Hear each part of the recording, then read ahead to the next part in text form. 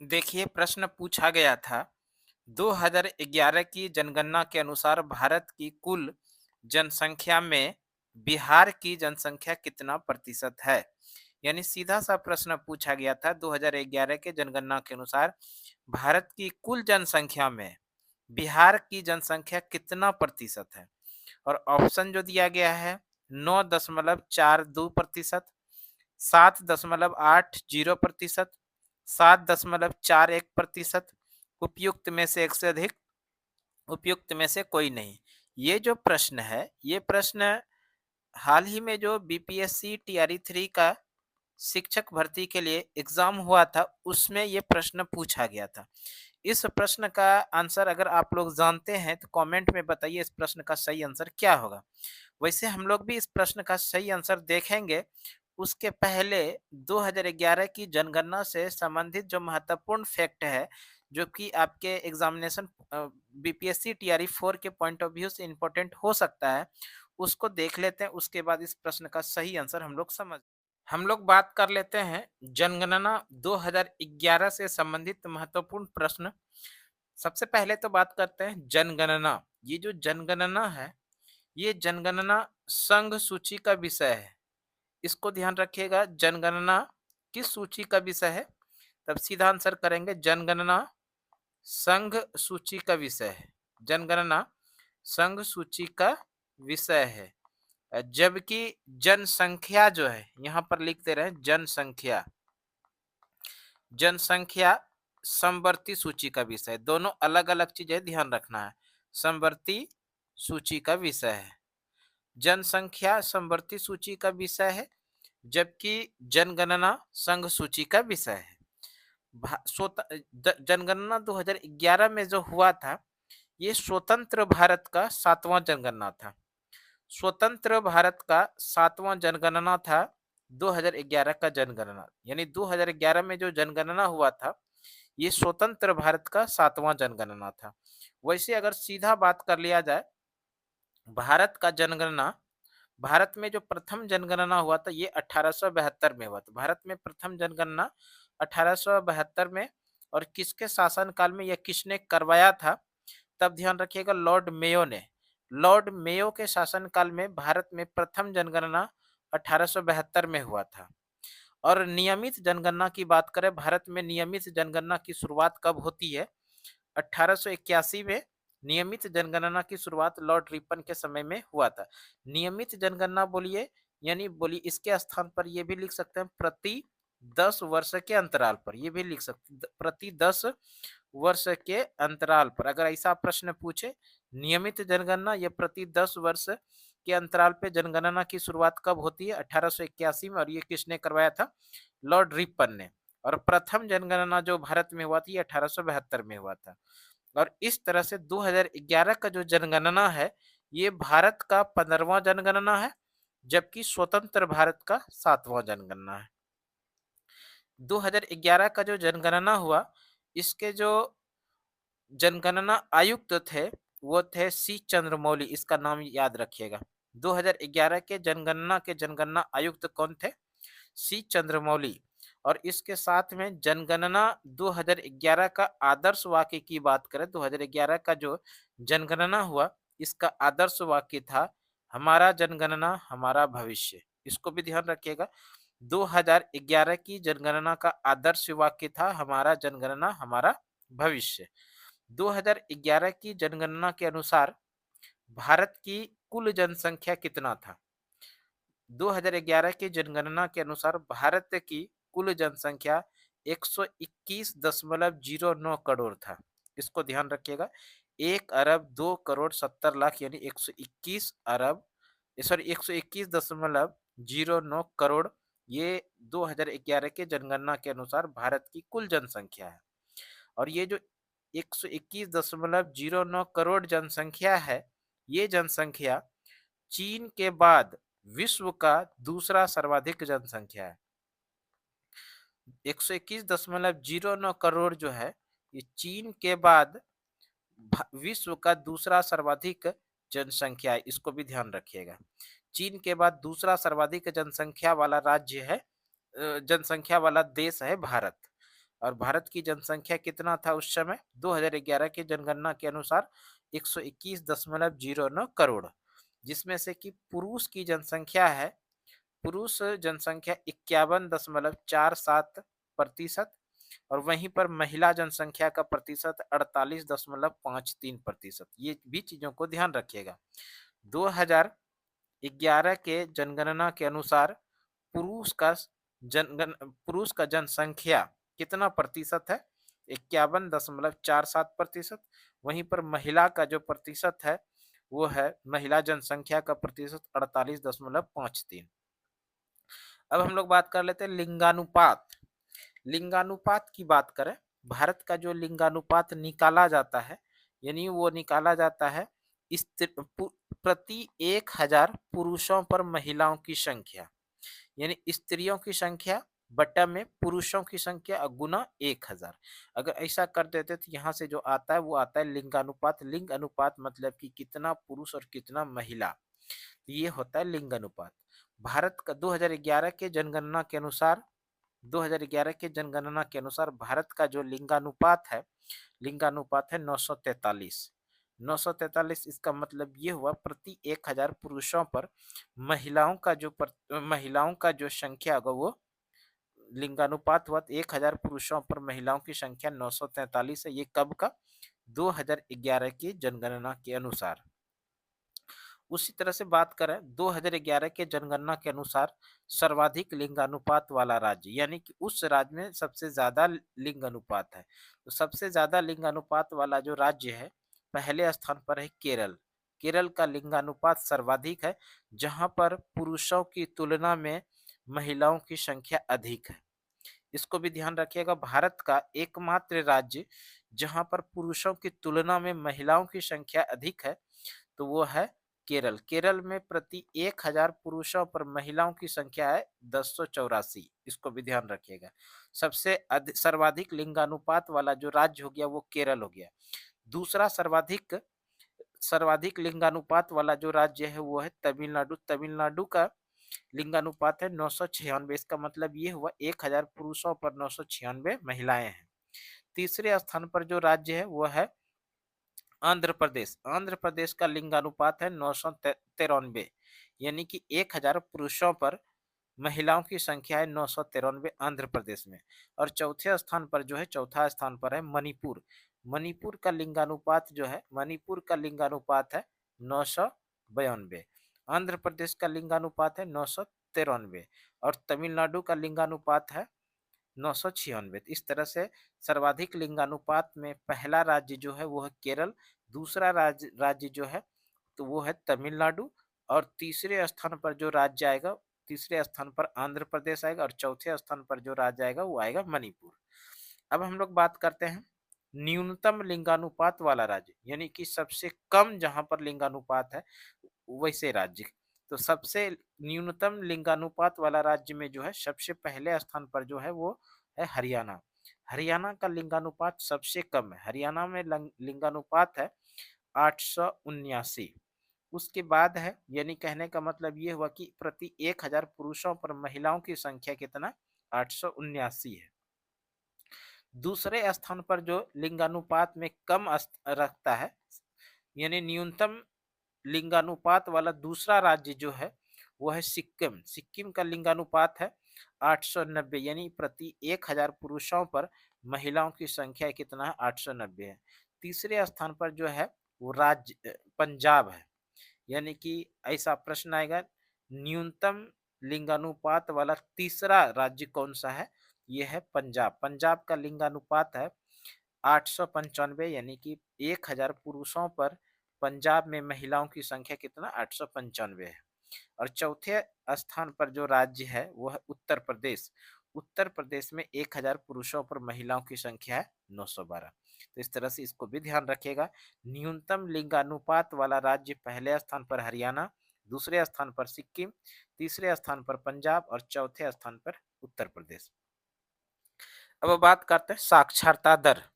2011 के जनगणना के अनुसार भारत का साक्षरता दर, 2011 के जनगणना के अनुसार भारत का जो साक्षरता दर है वो है 74.04%, यानी 74.04% 2011 के जनगणना के अनुसार भारत का साक्षरता दर है।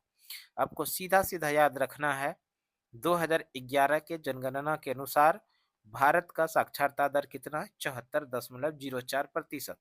अब इसी में बात किया जाएगा महिला का अलग प्रतिशत और पुरुष का अलग प्रतिशत। 2011 के जनगणना के अनुसार भारत में पुरुषों का साक्षरता दर है 82.14%। ये पुरुषों का हो गया। 2011 के जनगणना के अनुसार भारत में पुरुष साक्षरता दर है 82.14, और महिला साक्षरता दर जो है, महिला साक्षरता दर है 65.46%। इसको भी ध्यान रखिएगा। पुरुषों का है 82.14%, जबकि महिलाओं का साक्षरता दर है 65.46%। ये है 2011 के जनगणना के अकॉर्डिंग। अब बात करते हैं सर्वाधिक साक्षरता वाला राज्य। सर्वाधिक सबसे अधिक साक्षरता वाला जो राज्य है वो है केरल। पहले स्थान पे सबसे अधिक साक्षरता वाला राज्य, सर्वाधिक साक्षरता वाला राज्य है केरल। पहले स्थान पर केरल केरल है। केरल का साक्षरता दर जो है वो है 94%। दूसरे स्थान पर साक्षरता दर के मामले में दूसरा सर्वाधिक जो साक्षरता वाला राज्य है वह है मिजोरम। मिजोरम का साक्षरता दर है 91.33%। और तीसरे स्थान पे साक्षरता के मामले में जो सर्वोच्च राज्य है तो वह है गोवा। गोवा का साक्षरता दर है, गोवा का साक्षरता दर 88.70, 88.70%। ये है तीसरे स्थान पर गोवा सर्वाधिक साक्षरता वाला, तीसरा सर्वाधिक साक्षरता वाला राज्य। अब बात करते हैं चौथा, यानी चौथे स्थान पे सर्वाधिक साक्षरता के मामले में जो राज्य वो है त्रिपुरा। त्रिपुरा का जो साक्षरता दर है वो है 87.2%, यानी 87.2% त्रिपुरा का साक्षरता दर, और भारत में सभी राज्यों में से इसका चौथा स्थान है। इस तरह से इसको ध्यान रखिएगा। सर्वाधिक साक्षरता वाला राज्य हो गया केरल, दूसरा सर्वाधिक साक्षरता वाला राज्य हो गया मिजोरम, तीसरा सर्वाधिक साक्षरता वाला राज्य हो गया गोवा, और चौथा सर्वाधिक साक्षरता वाला राज्य हो गया त्रिपुरा। अब बात करते हैं न्यूनतम साक्षरता वाला राज्य। न्यूनतम साक्षरता वाला राज्य में जो पहले स्थान पर आएगा वो आएगा बिहार। बिहार का जो साक्षरता दर है ओवरऑल, बिहार का साक्षरता दर है 61.8%। ये 2011 के जनगणना के अकॉर्डिंग बात की जा रही है। 2011 के जनगणना के अनुसार सबसे कम साक्षरता दर वाला राज्य है बिहार। बिहार का साक्षरता दर 61.8%। वहीं पर बात किया जाएगा पुरुष साक्षरता की, 2011 के जनगणना के अनुसार बिहार राज्य का पुरुष साक्षरता दर कितना है तो 71 पुरुष साक्षरता की बात किया जाएगा तो 71.2%, और महिला साक्षरता 51.5%। यहाँ पर तीनों चीज ध्यान ध्यान रखिएगा। बिहार की ओवरऑल की बात किया जाए कि बिहार का साक्षरता दर कितना है 61.8%, पुरुष साक्षरता है 71.2%, और महिला साक्षरता है 51.5%। और ये सभी डाटा 2011 के जनगणना के अकॉर्डिंग है। इसको भी ध्यान रखिएगा। यहाँ से सीधा प्रश्न पूछा जाएगा, न्यूनतम साक्षरता वाला राज्य बिहार का, सॉरी भारत का कौन सा राज्य है पहले स्थान पर, तो यह है बिहार। बिहार का साक्षरता दर 61.8%, पुरुष साक्षरता दर है 71.2%, और महिला साक्षरता दर 51.5%। दूसरा जो न्यूनतम साक्षरता वाला राज्य है, दूसरा राज्य, तो दूसरा राज्य है ये आपका अरुणाचल प्रदेश। अरुणाचल प्रदेश का साक्षरता दर है 65.4%। तीसरे स्थान पे सर्वाधिक सबसे कम साक्षरता दर वाला जो राज्य है वो है राजस्थान। राजस्थान का साक्षरता दर है 66.10, यानी 66.1% जो है ये राजस्थान का साक्षरता दर है। और चौथे पे स्थान पर जो साक्षरता के मामले में वो है झारखंड। झारखंड का साक्षरता दर है 66.40। ये हो गया आपका झारखंड। झारखंड का साक्षरता दर कितना है, झारखंड का है 66.40। तीसरे स्थान पर जो साक्षरता के मामले में तीसरे स्थान पर है सबसे न्यूनतम साक्षरता के मामले में, तो वो है राजस्थान। राजस्थान का साक्षरता दर है 66.1%, और अरुणाचल प्रदेश का साक्षरता दर जो है 65.4%। अब बात करते हैं जनसंख्या घनत्व के मामले में। जनसंख्या घनत्व यानी कि 1 किलोमीटर के एरिया में, 1 किलोमीटर के क्षेत्र में कि जितना लोग रहते हैं, वही क्या कहलाता है, जनसंख्या घनत्व। तो भारत का जो ओवरऑल की बात करें, भारत का जनसंख्या घनत्व कितना है?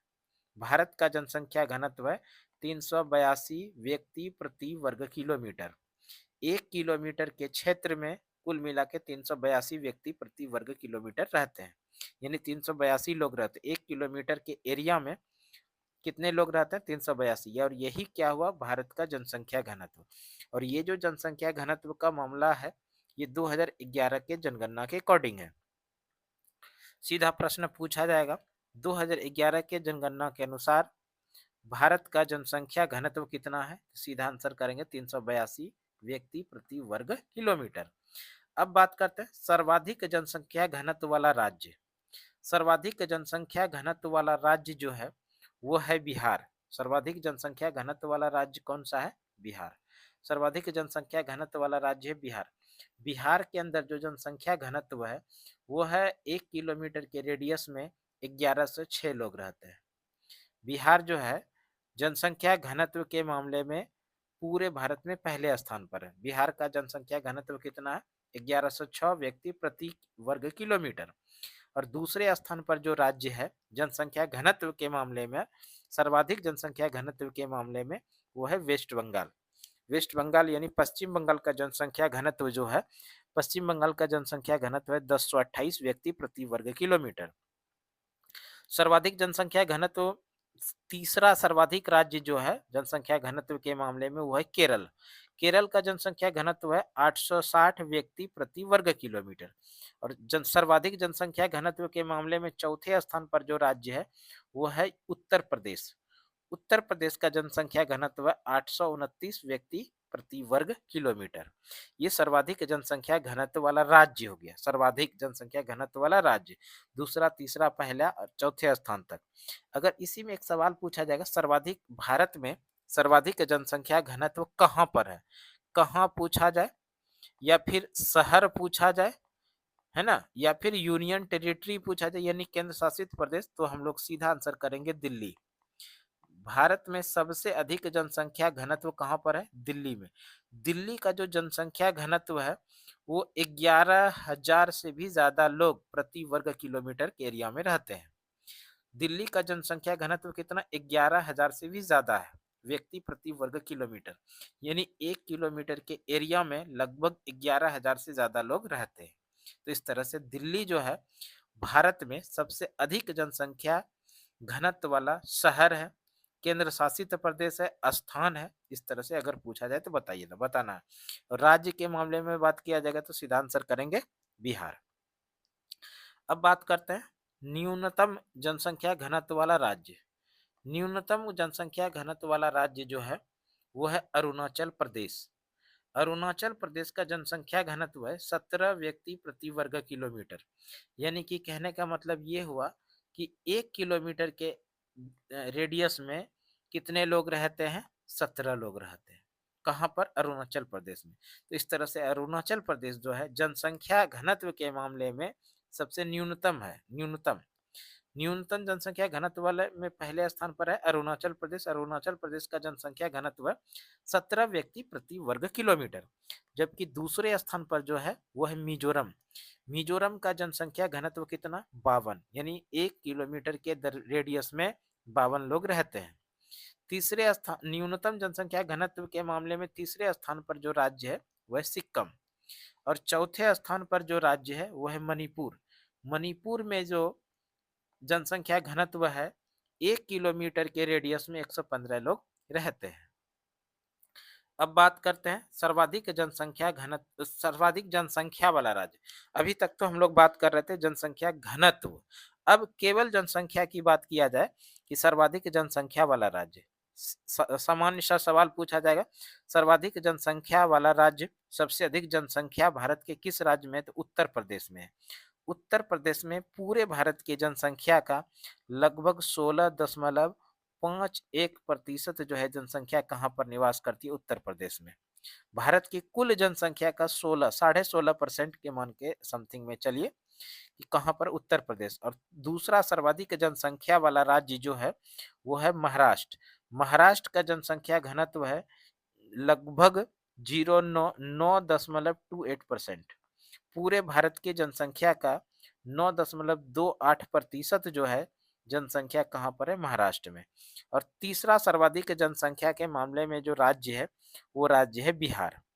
बिहार तीसरे स्थान पर है जनसंख्या के मामले में। सामान्य से सवाल पूछा जाएगा, भारत का तीसरा सर्वाधिक जनसंख्या वाला राज्य कौन सा है? तो बिहार। बिहार का जो जनसंख्या है वो है 8.6%, यानी पूरे भारत की जनसंख्या का 8.6% जनसंख्या कहाँ पर है? बिहार में। सर्वाधिक जनसंख्या में चौथे स्थान पर जो राज्य है वो है पश्चिम बंगाल। पश्चिम बंगाल में जो जनसंख्या है 7.54%। इसको भी ध्यान रखिएगा। ये हो गया सर्वाधिक जनसंख्या वाला राज्य। सर्वाधिक जनसंख्या घनत्व, सर्वाधिक जनसंख्या केवल रहेगा तब हम लोग पहले स्थान पर उत्तर प्रदेश, दूसरे स्थान पर महाराष्ट्र, तीसरे स्थान पर बिहार, चौथे स्थान पर वेस्ट बंगाल। इसको ध्यान रखिएगा। अब न्यूनतम जनसंख्या वाला राज्य की बात किया जाएगा। सबसे कम जनसंख्या भारत में कहाँ पर है? राज्य पूछा जाएगा तो सिक्किम जो है यहाँ पर सबसे कम जनसंख्या, यहाँ का जनसंख्या कितना? 0.05%। दूसरा न्यूनतम जनसंख्या वाला राज्य है मिजोरम। तीसरा जनसंख्या न्यूनतम तीसरे स्थान पर जो जनसंख्या के मामले में तो वो अरुणाचल प्रदेश, और चौथे स्थान पर जो है गोवा है। तो इस तरह से इसको भी ध्यान रखिएगा। न्यूनतम जनसंख्या में पहले स्थान पर है सिक्किम, दूसरे स्थान पर मिजोरम, तीसरे स्थान पर है अरुणाचल प्रदेश और चौथे स्थान पर है गोवा। अब सवाल आएगा, इसके साथ में जो सवाल प्रश्न आएगा, क्षेत्रफल में सबसे बड़ा राज्य कौन सा है? 2011 के जनगणना के अनुसार क्षेत्रफल में जो सबसे बड़ा राज्य है वो है राजस्थान। वहीं पर प्रश्न पूछा जाएगा क्षेत्रफल में सबसे छोटा राज्य कौन सा है? क्षेत्रफल में सबसे छोटा राज्य है गोवा। क्षेत्रफल के में सबसे छोटा राज्य कौन सा है? गोवा। और क्षेत्रफल में सबसे बड़ा राज्य कौन सा है? तो यह है राजस्थान। और अगर इसी में प्रश्न पूछा जाए कि क्षेत्रफल में सबसे बड़ा केंद्र शासित प्रदेश कौन सा है? क्षेत्रफल में सबसे बड़ा केंद्र शासित प्रदेश है लद्दाख। और क्षेत्रफल में सबसे छोटा केंद्र शासित प्रदेश है लक्षद्वीप। सबसे छोटा क्षेत्रफल में सबसे छोटा केंद्र शासित प्रदेश यूनियन टेरिटरी कौन सा है? तो यह है लक्षद्वीप। और अगर प्रश्न पूछा जाए सर्वाधिक नगरीय जनसंख्या वाला राज्य कौन सा है? सर्वाधिक नगरीय जनसंख्या वाला राज्य जो है वो है गोवा। गोवा का जो नगरीय जनसंख्या वो है 62.2%। तो ये कुछ प्रश्न हो गया 2011 के जनगणना के से संबंधित। अब जो हम लोग आ जाते हैं जो प्रश्न में एग्जाम के अंदर पूछा गया था उस प्रश्न के एग्जाम में जो प्रश्न पूछा गया था 2011 की जनगणना के अनुसार भारत की कुल जनसंख्या में बिहार की जनसंख्या कितना प्रतिशत है? यानी सीधा सा प्रश्न था कि 2011 की जनगणना के अनुसार भारत की कुल जनसंख्या में बिहार की जनसंख्या कितना प्रतिशत है? जैसा कि अभी हम लोग पढ़े, बिहार की जनसंख्या पूरे भारत की जनसंख्या का लगभग 8.6% यानी 8.60% है बिहार की जनसंख्या पूरे भारत की जनसंख्या का। और यहाँ पर किसी भी ऑप्शन में 8.6 या 8.60 नहीं दिया गया। तो इस तरह से इस प्रश्न का जो सही आंसर हो जाएगा वो हो जाएगा ऑप्शन ई यानी उपयुक्त में से कोई नहीं। इस प्रश्न का सही आंसर क्या हो गया? ऑप्शन ई यानी उपयुक्त में से कोई नहीं। इस प्रश्न का सही आंसर हो गया option E is the right answer. यानी इसका मतलब ये हुआ 2011 की जनगणना के अनुसार भारत की कुल जनसंख्या में बिहार का जो जनसंख्या प्रतिशत है 8.6 किसी ऑप्शन में नहीं दिया गया था। इस तरह से इस प्रश्न का सही आंसर क्या हो जाएगा? ऑप्शन ई, यानी कि ऑप्शन ई में दिया गया है उपयुक्त में से कोई नहीं, इसलिए इस प्रश्न का सही आंसर हो जाएगा option E is the right answer. तो इस तरह का वीडियो आप लोगों को रेगुलर सुमन क्लासेस यूट्यूब चैनल पे लगातार मिलते रहेगा ताकि बीपीएससी टीआरई 4 की एग्जाम की तैयारी आपकी और भी बेहतर हो सके और आपका एक रिजल्ट फिक्स हो सके। आज के वीडियो के लिए इतना ही। अगली वीडियो में आप लोगों के साथ फिर से मिलते हैं, तब तक के लिए धन्यवाद। जय हिंद, वंदे